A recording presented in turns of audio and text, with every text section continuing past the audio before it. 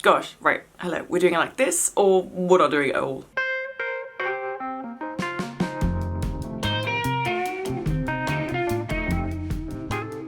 Welcome back to my channel. Hello, if you're new, my name is Emma, Complet grad, film student, and I actually bought a lot of books. I was like, do I have enough books to do like a quick, cheeky little haul? More than cheeky and little, and it's probably not gonna be that quick, let's be honest. What is it not? I'm not very well at the moment. It's not COVID, I've checked multiple times, but I think I have that like really nasty cold that's going around. Super fun. Almost all of my friends have been sick at one point or another. Great. But I bought books because I have, and a journal because I have a problem which is well documented on this channel. I bought some more books. This is such like a rate. Well, most of this is non-fiction. I only have one bit of fiction for you today. Should we start with that? Let's start with that. I bought more Calvino. I've bought a lot of Calvino recently. I actually finished reading his Barren in the Trees when I was away.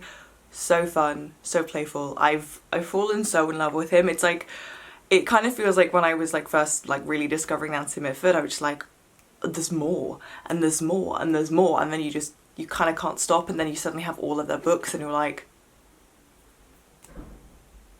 at what point did this happen?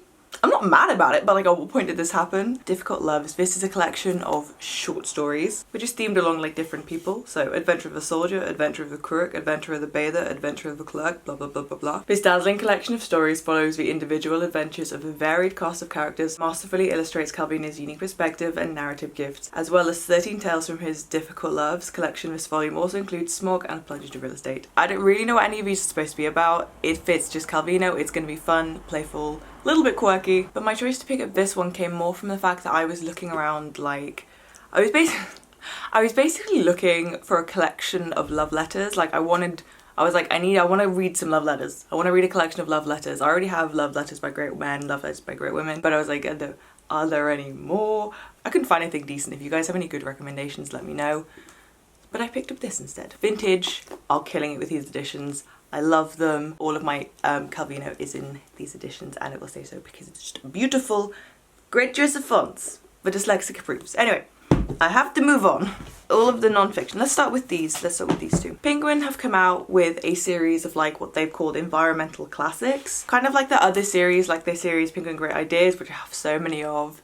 Then they're like modern Penguin ones. I have loads of those. I bought Greta Thunberg's No One Is Too Small to Make a Difference, and George Monbiot. This can't be happening. Lots of these are speeches, essays written by journalists, environmentalists, etc. This is number 1 and this is number 4. I haven't started either of them yet, so I'm not entirely sure what I'm expecting. I did to an extent buy them because, well, yeah, climate changes, you know. Yeah, this is a pretty good title. This can't be happening. That's kind of how I feel about it, so I feel maybe my ignorance being bliss is something that isn't helpful for me or anyone else. So let's see, even though it's mainly, you know, big corporations who contribute like 80% of the climate change, so it's like yeah, sure, make it seem like it's individual responsibility when it's not. Shift the blame, but whatever. Next, I bought these. Okay, don't judge me. Well, you know what, yes, judge me for it. Lots of you come to me because I will recommend classics to you, and I will recommend like literature to you, but I also really like these kinds of books. I'm currently staring at, told you guys that I bought this a while back, and I've only read off of it. Chris Voss's Never Split the Difference. I found that such an interesting book on like negotiating and stuff. As a woman, you should learn more than anything how to negotiate, because women don't negotiate anywhere near as much as men do, and it's a contributing factor to the wage gap because men will negotiate. Well, first of all, they overestimate their worth, and men negotiate price for salary. Women don't, and when they do estimate their worth, they let themselves almost be underpaid because they don't believe they deserve as much money as a man does. So that's part of it, so like, you know, don't let yourself get swindled. But then I bought these. I love the Harvard Business Review, like 10 must-reads. I have another one of these. I think it's about breakthrough thinking. It's quite an old edition. I don't know if they well, I'm assuming they must like reissue these with more up-to-date one because this is volume 2. So I bought Harvard Business Review on leadership and on managing people, volume 2. So if you're not familiar with these, what they essentially do is they collate articles and research sort of on the title topic. These are 10 articles on the theme of leadership. I'm reading it at the moment. It's actually quite good.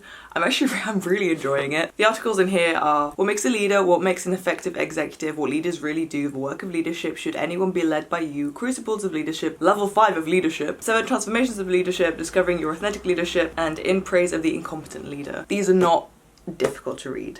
These are not difficult to read at all. If you kind of think about their target audience, the Chad frat boys of the world. Like, a lot of the finance pros that I've met and that I know, like, wildly intelligent when it comes to, like, what they're doing, but oh, honey, when was the last time you read anything? I find them always very well explained. They have this thing where they explain the idea in brief, and then they have another thing where they sort of explain the idea in practice. So sometimes it can feel a little bit repetitive just by how these books are formatted, but it'll make sure that it actually enters your brain cells. It's a great thing. So in other words, even if you're not like in like a business sort of thing or in a corporate thing, you can get something out of this. There's no required prerequisites of education in order to understand these kind of books. You may be wondering why the fuck my filmmaking ass is reading them. All I do day in is manage people. If you're directing or producing, you're leading people. We had a workshop with a woman who worked on industry, and she was explaining how she said that finance, that world of finance is so different from the world of film, and I'm just like, personally, I don't agree with it. They're so different that they come all the way back around. I share a lot, and I mean a lot of traits with my finance friends because it's very similar, just completely different packaging. I'm doing a film degree and filmmaking degree, so I think it's something that's being overlooked as actually being formally taught it. You learn on the job, you do. But it's also just interesting to be more like aware of like what you need in terms of those traits just at the foreground of your mind, in terms of and how you deal with difficult situations and difficult people as well sometimes.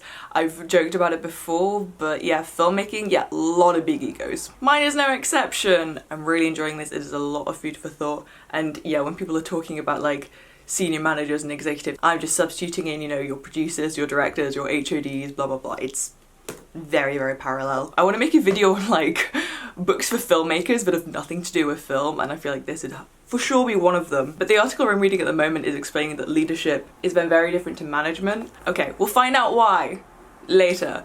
And maybe I should find volume 1. But I really love these editions. This is also kind of I really quite rate these editions. I'll find you the old edition that I have actually. This is one of the old editions that I have. Well, I say I have it. More, I nicked it off my dad. One of the articles in here, it was sort of pulling parallels about the business world and like things that you could learn about like corporate world, business world or whatever from a film production.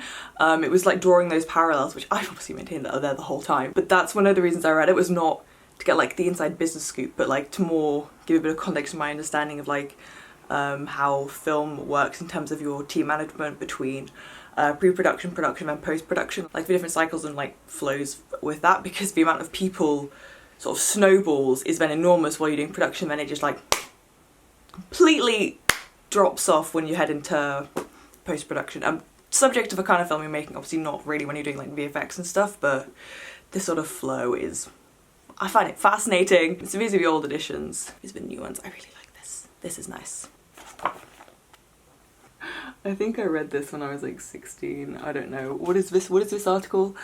A film director's approach to managing creativity. Ooh. Go from being a good manager to an extraordinary leader. This book will inspire you to motivate others to excel, build your team's self-confidence, provoke positive change, set direction.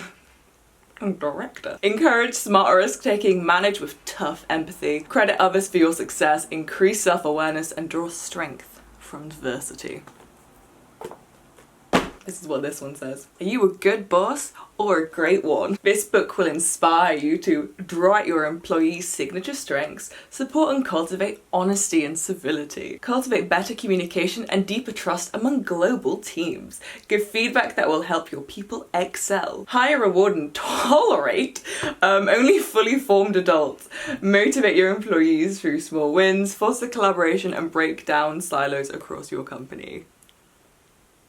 I don't think this would be lost on anyone, to be honest. And also, you want to know why the frat boy chads in the world get ahead of us? It's because they read crap like this, so. And also, the audacity, but we already knew that, genuinely. If we just all have the confidence of a cis straight white man, there is nowhere we can't go. Just saying. On these kind of books, I love these kind of books. I also have a couple of Dale Carnegie's books. Like I think they're really fun. Anyway, yes, I speak finance, bro, but let's really not get into that. The next thing that I found, because I found it in a charity shop. I found it in a charity shop for £1. No, I lied, for £2. Thinking Fast and Slow by Daniel Kahneman. I first came across this in this book. This book mentions this book and says it's really good, so I like mentally dog-eared it. And then I found it, so I was like, well, it's literally £2. This is also more sustainable. Buy secondhand when you can. This would be stupid not to buy. Thinking Fast and Slow takes us on a groundbreaking tour of the mind and it explains the two systems that drive the way we think. System 1 is fast, intuitive and emotional. System 2 is slower and more deliberate and more logical.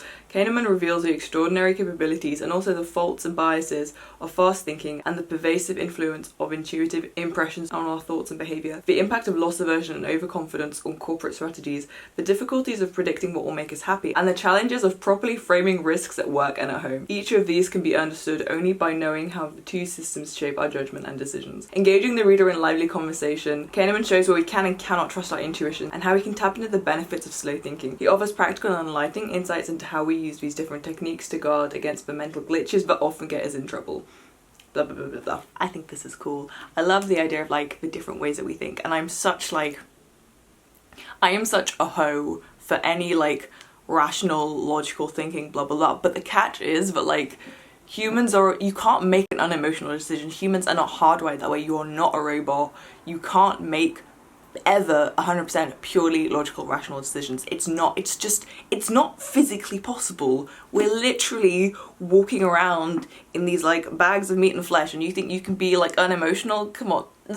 No. It's like with that in mind, the way that you make decisions, and like I just find it fascinating, and I just love it. I just find it so interesting, and it floats my boat so much. Okay, it just floats my boat, and I think it comes from like a deep-seated need and desire to like understand how my own brain works, with a combination of like the Mensa thing, the dyslexia thing, and the currently pending ADHD thing. I haven't spoken about that a lot on here, but anyway, yeah, that drive to understand me means you can also like have a go at understanding other people. And the stuff that I've picked up from books like this that works so well, it's just psychology. It's like, it's so mad how it works. Like one of my favorite like sort of tricks like that is if you want someone to continue saying something, when there's a silence, we are like built to speak. Like humans hate any kind of like silence or pause. So if somebody's saying something and they stop and you're not ready to let them stop speaking, just say nothing. They will fill the silence.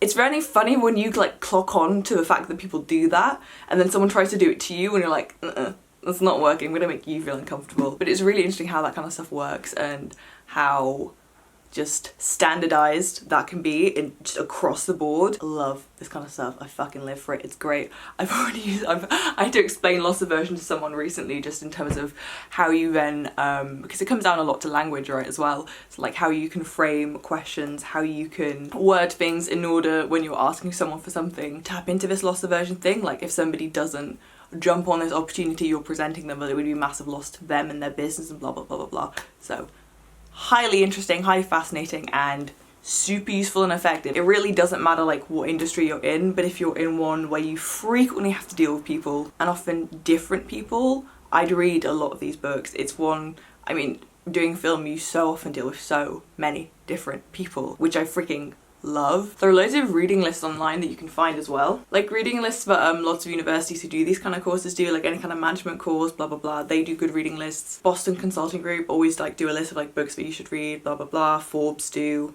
So interesting. Love them. So this next book, this is Stuck by Heidi Larson. This is about why vaccine like rumours and mistrust and all of those kind of things, why they enter into our like mainstream consciousness and why they sort of stay there. For one that you can reel off the top of your head, all of it is the whole like vaccines cause infertility. You've heard it a million times around COVID. It keeps cropping up around any vaccine, the whole like, oh, they're trying to sterilize the population, blah blah blah. It's like a vaccine mistrust classic, especially like the language we use surrounding this, and how it can really make a difference. Like instead of using, for example, herd immunity, you would use community immunity. Herd immunity makes you think of like cattle, animals, blah blah blah. It's very like depersonalizing in a way. It doesn't encourage us to consider the links to other people, whereas like things like community immunity, which also sounds better, how it can make you more mindful that this isn't just something you're doing for yourself, it's something that you are doing for other people, and using terms like vaccine mistrust rather than things like anti-vaxxers, because that's, if you actually break that down, that's quite like an aggressive term to use. And anyway, this isn't mainly about COVID though. I believe she finished writing this just as the outbreak started to happen. Good timing, but it's not just about COVID, it's more about the history of vaccine mistrust. Vaccine reluctance and refusal are no longer limited to the margins of society. Debates around vaccines' necessity, along with questions about their side effects, have gone mainstream, blending with geopolitical conflict, political campaigns, celebrity causes, and natural lifestyles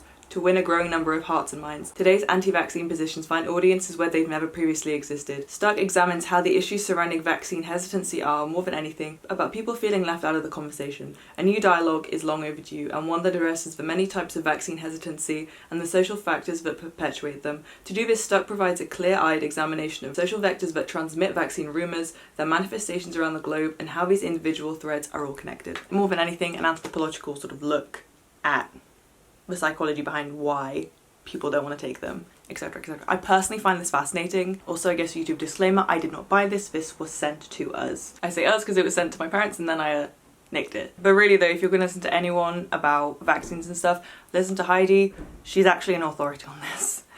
Instead of doing your own research, whatever the fuck that means. Anyway. Woo! Next up, not a reading thing, but more of a writing thing. I bought myself a new diary. Not because my current one is ready to be shelved, archived in any way. Yes, I archive. I don't have to explain myself. You all know me well enough to know. This is the current diary. Oh, look at it. Oh, there it is. Oh, I love this thing. And of course I would, it's been propping up my mental health for the last 2 years. I bought a new journal. Are we ready? Are we ready? Oh my god. Who is she? Oh. Should we go in for the close-up? Oh. There it is. She's gold foiled. Leather. Oh my god. This is beautiful. Oh. And then inside, it's lined. Which I slightly hate. Those of you who journal in any way, I don't know. I personally do not like lined paper. I'm mesmerised. I love shiny things. I personally don't like lined paper because I like to just make my words fit the page. But I've been eyeing this up for such a long time. I was like, if they take this off a website, I will be devastated. So it's Papier, as quite a few of my notebooks are, because you can customise them.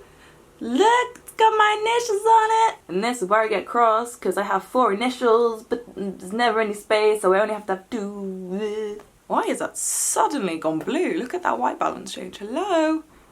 The mirror makes my posture look so bad. I promise it's not that bad. But yes, I just love any like leather bound diaries have had my heart for such a long time now. It's just superior. It makes me feel like such an adult and a grown up. I've journaled for a long time. I think it was 8 years old the first time I wrote in any kind of journal in that kind of like Dear Diary sort of way. Still never managed to fill one. That's why I refuse to get rid of this one yet and move over. This is where we're at in here.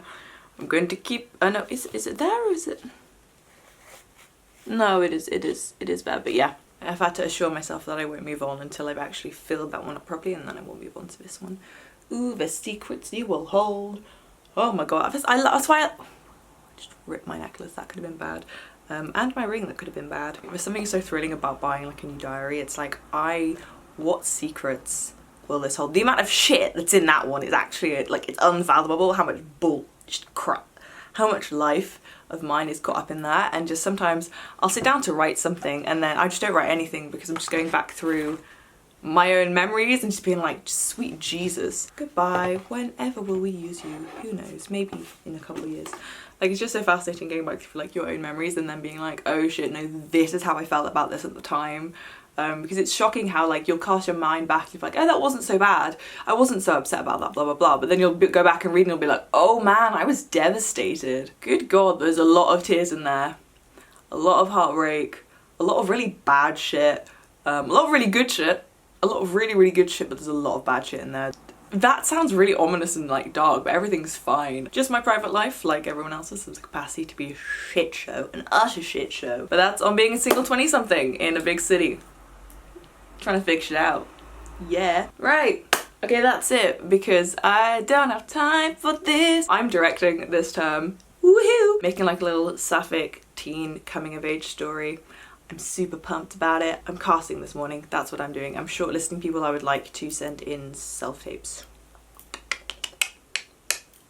Yeah, that's it. This is my book pile. I really thought I hadn't bought much, and then I was like looking at it like, oh, I've acquired a lot of things, as usual, at quite a substantial rate, but it is what it is. I just can't read them very quickly. Like, I've just been forgetting to read because I've been so busy, so that's why I'm not a book channel, but that's still why I'm a bitch with a problem, but that's okay. Let me know if you've read any of these. Let me know if you're curious to read any of these. Should we say these are like my guilty pleasure books, especially these. This is my guilty pleasure. Hi, Brown.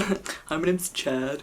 Anyway, hope you guys are doing well. If you ever want any more like immediate updates from me, come say hi on my Instagram, my Twitter, and my TikTok. I post things much more frequently there. As lots of you know, I also recently, you can cut my hair off. The link for the donation page is still in the description. You guys have done so amazingly. I am so overwhelmingly proud of this. So thank you so much for those of you who've donated. If you haven't, there is still time. And if you haven't seen that video, go check it out. Supporting that would also be incredible.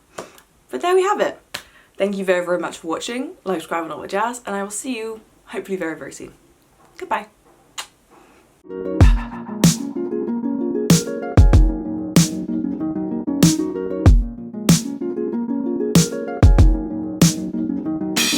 Thinking fast,